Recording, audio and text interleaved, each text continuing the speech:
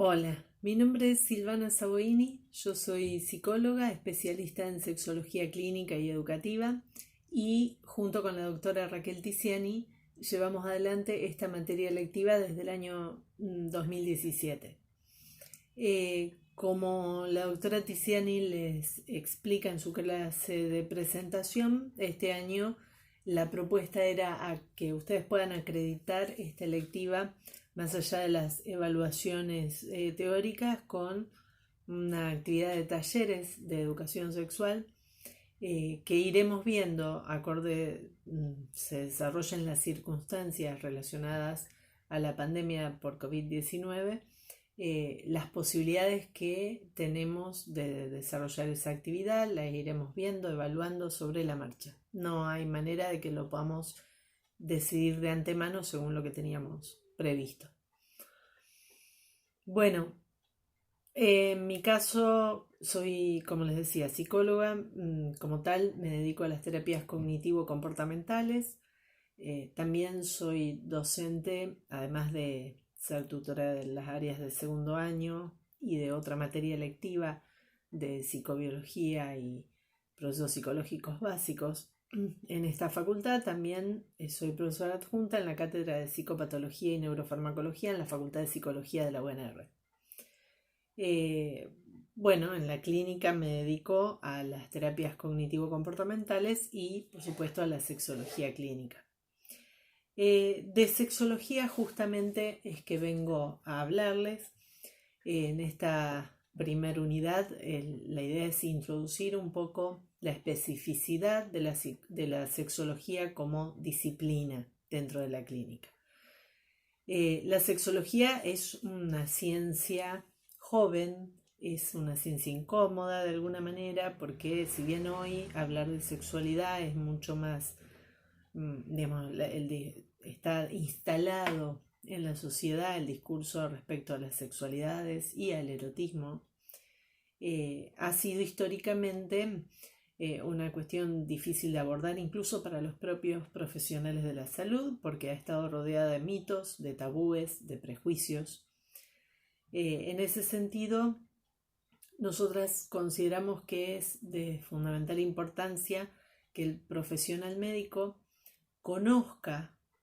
digamos, un montón de cuestiones que tienen que ver con la noción de salud sexual, por supuesto dentro de lo que es la salud en términos generales, pero que también conozca las dimensiones de la sexualidad humana en toda su complejidad psicobiosocial. Y conocer esas dimensiones implica también poder comprometerse para poder hacer una derivación a tiempo cuando corresponda, para saber interrogar dentro de una anamnesis y poder contemplar esta como tantas otras, digamos, tantos otros aspectos de la vida del ser humano que evaluamos en una consulta clínica. Y sin embargo, la sexualidad hasta el día de hoy en muchas disciplinas es la gran ausente, ¿no? En el interrogatorio, en las preguntas, digamos, sin dar lugar, sin habilitar a la persona consultante para que nos haga referencia a este aspecto de su vida que es fundamental. Somos seres sexuados del nacimiento hasta la muerte, esto ustedes lo vieron en Sexualidad, Género y Reproducción, pero aquí tal vez le vamos a dar otro sesgo y otra mirada, fundamentalmente porque en este ciclo de diagnóstico, tratamiento y recuperación le vamos a dar una mirada, una mirada que tiene más que ver con el abordaje clínico, terapéutico, de las problemáticas vinculadas con la sexualidad humana, lo cual no quiere decir que esta materia se vaya a agotar en la cuestión patológica, sino todo lo contrario, conocer muchas veces en la formación médica general, aunque no se vayan a dedicar específicamente a la sexología o a la sexualidad, tiene que ver con despatologizar situaciones o no patologizar situaciones que son parte del espectro de las posibilidades dentro de las diversidades sexuales y relacionales. La sexología, decía, es una disciplina bastante joven y es una disciplina que más bien se puede pensar epistemológicamente hablando, como una transdisciplina. ¿En qué sentido? El saber de la sexología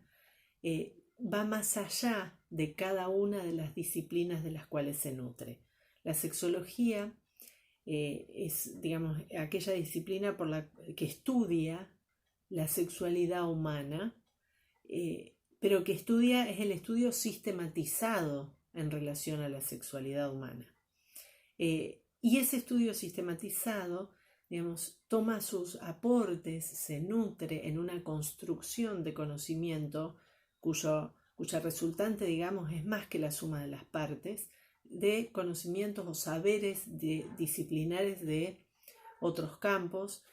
como por supuesto son la medicina, la biología en términos generales, la psicología, la sociología, la antropología. Es decir, hay un montón de disciplinas del conocimiento que van a necesariamente tener que participar en la construcción de un conocimiento que nos permita entender la complejidad de la sexualidad humana. Esto significa que nadie puede solo con esta dimensión, es decir, aún el profesional sexólogo, que vamos entendiendo, cuando hablamos de un sexólogo, hablamos de un profesional. Si es un sexólogo clínico, es un profesional de la salud, médico o psicólogo, que ha hecho una formación de grado en medicina o en psicología y una formación de posgrado en específicamente sexología clínica, y en esa formación ha sistematizado los conocimientos de, como digo, de distintos campos, de distintos saberes, para poder llegar a intentar una comprensión de no solo la sexualidad, sino la erótica. Es decir, el erotismo es el ejercicio consciente del placer sexual. Entonces, no solo decía, vamos a estar hablando de las situaciones que comprometen o que afectan a la salud sexual en el sentido de que puedan ver comprometidos los procesos de salud-enfermedad, sino que vamos a estar hablando de potenciar las posibilidades de disfrute, digamos, libre de coerciones, libre de toda forma de violencia, libre de culpas, de angustias, en la medida de lo humanamente posible. La angustia es inherente al ser humano, porque somos los únicos seres conscientes de nuestra propia finitud, lo cual, por definición, nos implica, digamos, un cierto grado de angustia existencial, del mismo modo que la pregunta por el origen y por el fin de la vida, digamos, por lo tanto la pregunta por la sexualidad es una pregunta por el origen y por los vínculos, que siempre va a ser inquietante. Entonces no vamos a dar respuestas cerradas sobre esto, pero sí cómo acompañar, digamos, a las personas desde la consulta médica, cómo escuchar, cómo aprender a identificar, digamos, las inquietudes que alguien puede tener en relación a su propia sexualidad o a su comportamiento erótico y poder acompañarlo en un camino hacia la salud sexual, es decir, no como estado de bienestar completo, psicobiosocial, digamos, sino como un estado, no solo eso, sino también como un estado en donde se puede incorporar el conflicto y las tensiones que son propias de la vida relacional, vincular, que son propias de los interrogantes que se hace cualquier persona en relación a sus vivencias eróticas, a su posibilidad de disfrutar no solo de la sexualidad, sino de todos los órdenes de su vida. Entonces, en la sexología como disciplina, decíamos, articula el saber de muchas otras. Se puede decir que es una construcción transdisciplinar, en tanto trasciende, digamos, la sumatoria de todas las partes intervinientes. En ese sentido, yo les comentaba hace un momento que nunca se puede trabajar a solas. Los sexólogos siempre trabajamos en forma interdisciplinaria, entre disciplinas, con otras especialidades, más allá de cuál sea la profesión de base que cada uno tenga. Es decir, en mi caso, por ejemplo, yo siendo psicóloga, trabajo permanentemente en contacto con médicos de distintas especialidades, o sea, desde, insisto, ginecólogos, urólogos, pero que no necesariamente son las únicas, para nada, las únicas disciplinas, que uno las asocia con la genitalidad, ¿cierto? Pero la sexualidad también involucra un montón de otras cuestiones, más allá, por supuesto, de la salud mental, también como la oncología, la endocrinología, digamos, toda una serie de especialidades médicas y no, que están al servicio de poder brindar información para la comprensión y el entendimiento de la sexualidad humana. En ese sentido, el sexólogo clínico, dijimos que la sexología es la disciplina que estudia de forma sistematizada la sexualidad humana. El sexólogo clínico es un profesional de la salud que se ha especializado, se ha formado y ha estudiado la sexualidad para poder intervenir no solo en cuestiones disfuncionales en relación a la respuesta sexual, sino también para poder acompañar en problemáticas que no son patológicas, pero que requieren una intervención médica o psicológica desde el punto de vista terapéutico, ya sea para acompañar procesos de readecuación de género, en el caso de las diversidades sexuales o disidencias sexuales, o, bueno, para resolver inquietudes de todo orden que llevan a la consulta médica, en este caso, sin que tenga que estar presente una patología necesariamente. Esto es el terapeuta sexual, digamos, ¿no? Cuya misión es poder habilitar de alguna manera el bienestar, en el sentido más laxo del término, de las personas en relación a su propia vida sexual. El sexólogo educativo es un profesional de la educación, no necesariamente un médico o un psicólogo, aunque puede coincidir, como en mi caso, que soy educadora sexual también, aparte de sexóloga clínica, y es un docente que también se ha dedicado al estudio sistematizado de la sexualidad humana y que es capaz de enseñar, en el sentido de mostrar, brindar información y socializar conocimientos que promocionen, digamos, la salud sexual y, por supuesto, también en la prevención de lo que son infecciones de transmisión sexual, de los embarazos inesperados, y bueno, todo lo que hace a las distintas enfermedades que pueden afectar al ser humano en torno a su sexualidad, que también son materia de prevención, digamos, de sexología educativa. Lo que no puede hacer el sexólogo educativo es intervenir terapéuticamente. Esa es la diferencia entre el sexólogo clínico y educativo. Aunque, ya lo vamos a ver, en muchos casos, las intervenciones que hacemos en la consulta sexológica, o incluso ustedes lo van a ver en la consulta médica, a veces desde la consulta psicológica también, son intervenciones de educación sexual, o lo que muchas veces llamamos psicoeducación, ¿no? A veces lo que uno necesita es brindar esa información que le pueda dar un marco de tranquilidad a la posibilidad de disfrutes que tienen las personas en relación a su erotismo. Bien, la sexología como disciplina ha pasado por distintas etapas. No siempre se ha tenido la visión integral que hoy tiene la sexología. En eso hay que aceptarlo, digamos, a veces hay un cierto prejuzgamiento, digamos, de la sexología, porque se piensa en la sexología médica de la primera hora. La sexología ha pasado por etapas moralistas, por etapas biologicistas o mecanicistas, por distintos modelos acorde a la época, en función de cómo se entendía, cómo se estudiaba y cómo se pensaba la sexualidad humana. Desde la concepción actual, por supuesto que la mirada, vuelve a insistir, es desde el paradigma de la complejidad, es decir, porque no podría ser de otra manera, más que pensarlo en la multidiversidad, digamos, ¿no?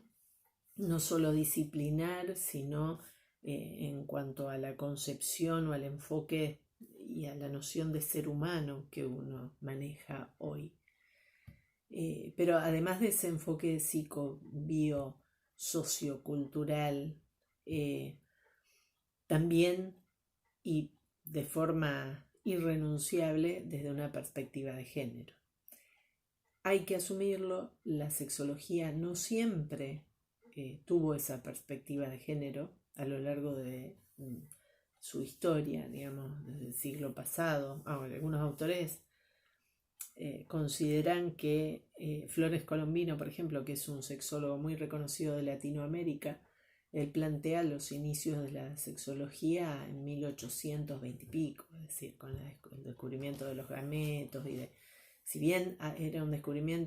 fueron descubrimientos asociados a la biología, bueno, la reproducción forma parte de la sexualidad humana, ¿no? Entonces, no deja de ser uno de los modos de ser asexuados, digamos, y el aspecto biológico es una de las dimensiones, uno de los componentes de la sexualidad humana. Si bien sabemos que en el humano la sexualidad se aleja completamente de la biología, en el sentido de que nuestro comportamiento sexual poco o nada tiene que ver con la programación genética, es decir, no es instintivo, esto ustedes ya lo vieron en el área de sexualidad. No nos movemos, digamos, por una programación genética de la conducta sexual, ni siquiera los determinantes hormonales o neuroendocrinos llegan a ser tan importantes en el humano, sino que estamos atravesados por el lenguaje, por la capacidad simbólica, por el deseo, por la cultura. Pero bueno, decía que a lo largo de la historia de la sexología ha pasado por distintas etapas moralistas, en donde lo normal y lo patológico se definía a través de una norma normativa, ni siquiera una norma estadística, sino una norma normativa, es decir, en función de un ideal, y un ideal manejado por unos pocos que decían que era lo que estaba bien y lo que estaba mal. Entonces, también ha pasado, insisto, por modelos más biologicistas, en fin, por toda una serie de concepciones y de modos de entender la sexualidad y su abordaje hasta llegar a la concepción actual. Y decía también que no siempre se ha tenido la perspectiva de género que hoy la nueva sexología o los nuevos sexólogos estamos teniendo. En ese sentido, cuando decimos perspectiva de género, el enfoque de género, digamos, se refiere a el análisis de las relaciones de poder entre los géneros, ¿sí? Y cuando digo los géneros no me refiero únicamente a masculino y femenino, ya sabemos que no lo pensamos en términos binarios, sino en todo el espectro posible en relación a las identidades de género y a los distintos modos de vinculación y disidencias relacionales incluso, o sea, que escapan a la heteronorma como modo de organización social. O sea, la heterosexualidad, la heteronorma no se refiere únicamente a la primacía de la o a la presunción de heterosexualidad en las personas, sino también es un modo de organización social y política, ¿no? Que responde a ciertos modelos también socioeconómicos. Entonces, esa forma de funcionar en la sociedad ha condicionado muchísimo a todas las disciplinas, a todo el discurso médico, está atravesado el discurso científico. En la modernidad ha estado atravesado por esas concepciones. La modernidad ha validado y sobrevalorado, digamos, el discurso de la ciencia como único modo válido de saber, dejando por fuera otro tipo de conocimientos, desde lo cual, por supuesto, a la fecha, incluso desde algunas corrientes del feminismo, por el contrario, digamos, se cuestiona muchísimo a la sexología clínica y educativa, se la cuestiona fuertemente, se la acusa de alguna manera de monopolizar el saber en relación a la sexualidad o de pretender hacerlo. Lo que quiero decir personalmente es que no creo que los sexólogos seamos las únicas, por supuesto que no creo que seamos las únicas personas autorizadas a hablar respecto a la sexualidad humana. Por supuesto que otras disciplinas como la antropología, la ciencia política, la sociología, la psicología desde ya, hay un montón de disciplinas que pueden y que deben hablar de la sexualidad humana y del erotismo. Justamente porque estamos hablando de una construcción de un conocimiento transdisciplinar, de un conocimiento que va más allá de lo que cada uno tenga para decir al respecto. Ahora bien, hay algunas cuestiones asociadas a lo que entendemos por salud sexual, que la doctora Tiziani lo explica muy bien, digamos, en su presentación de hoy. Hay algunas de esas cuestiones en las que clínicamente se requiere una intervención o un acompañamiento, en las cuales se vuelve imprescindible, digamos, la especificidad de la sexología como disciplina. Porque tenemos un ser humano sufriente, tenemos un ser humano que va a consultar por un padecimiento. Acuérdense que el malestar propio, siempre cuando hablemos de trastornos sexuales, vamos a estar hablando de un padecimiento, ¿no? O sea, de un padecimiento subjetivo en relación al propio comportamiento, de un padecimiento de otros a causa de mi propio comportamiento. Es decir, siempre que hablemos de trastorno, algo del orden del padecimiento va a estar mediando. Entonces allí necesitamos una formación específica. Esto trasciende la perspectiva, digamos, de género, que atraviesa todo discurso social y que no hace falta, digamos, dedicarse a la sexología para manejarla. Y de hecho, insisto, la sexología la ha incorporado a lo mejor demasiado tardíamente esta perspectiva que siempre tuvo que estar presente. Pero hay algunos conocimientos específicos que es preciso que un profesional de la salud maneje. Y hay una terapéutica que tiene que ver con lo que se conocen como terapias sexuales, que también requieren de una formación específica en lo que es la sexología clínica para la implementación de terapias sexuales, ya sea la terapéutica farmacológica o la terapia sexual en sí propiamente dicha. Entonces, de esto vamos a estar hablando, digamos, de alguna manera a lo largo de esta electiva. Primero vamos a poner en contexto algunas cuestiones generales en relación a la sexualidad, el conocimiento un poco más exhaustivo de lo que ustedes ven en relación a la sexualidad humana, por ejemplo, y más actualizado, digamos, de lo que sabemos hoy, porque si bien no hay una única manera de disfrutar del erotismo, cuando digo eso, digo desde ya apartarnos de el coitocentrismo, digamos, ¿no? Que es una consecuencia directa de alguna manera de la heteronormatividad. Entonces el coitocentrismo es decir, el pensar el encuentro erótico siempre en relación a lo coital, a la penetración pene-vagina, digamos, ¿no? Cuando en realidad el erotismo tiene que ver con un montón de otras cuestiones y posibilidades de disfrute que van más allá de la penetración. Pero más allá, hecha esta aclaración, digamos, vamos a estar viendo que hay un montón de condiciones que afectan de alguna manera a el erotismo, a la función erótica. Y lo que vamos a ver es, bueno, de qué manera poder abordar todas y cada una de esas variables que van a intervenir en la vivencia de la función erótica de las personas.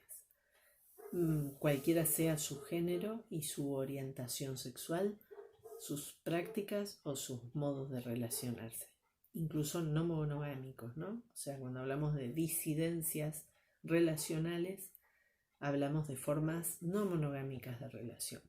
porque así como en relación a las prácticas sexuales rige un coitocentrismo asociado a la heteronorma,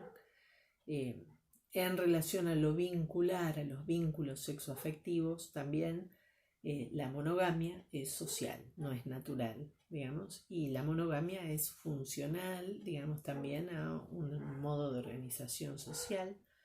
que teniéndola como base garantiza algunas cuestiones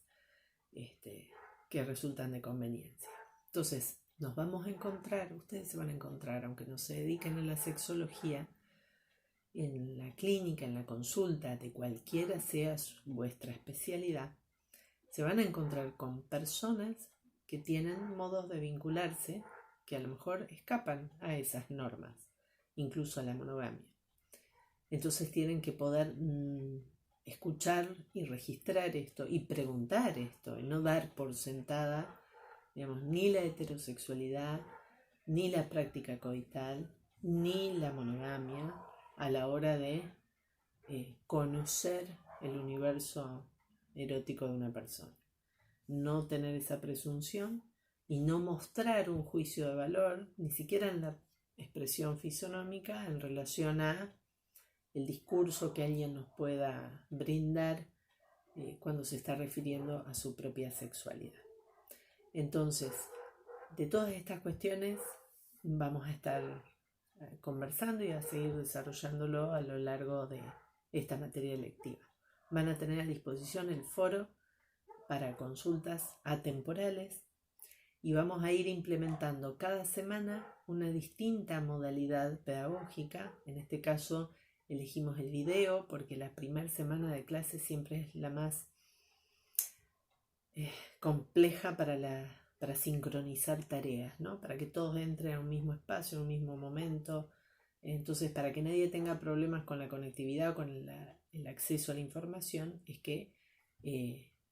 planteamos estos videos que les linkeamos en el campus de la facultad para que los puedan ver cuando quieran y entonces de esa manera conocer nuestra propuesta y estos primeros conceptos del módulo número 1 del desarrollo de la materia. Bueno, seguiremos avanzando entonces, los esperamos. Cualquier duda por el foro o por mensajería directa con la doctora Tiziani o conmigo, les vamos a ir dejando en el transparente virtual las novedades y en cada uno de los tópicos que está al final del aula de la materia van a estar los videos, los PowerPoint, los recursos que utilicemos para cada desarrollo y en materiales didácticos toda la bibliografía que iremos subiendo poco a poco. No desesperen, va a estar todo el material disponible. En la guía del alumno está el programa y un escrito introductorio que ya pueden ir leyendo para acompañar este cursado.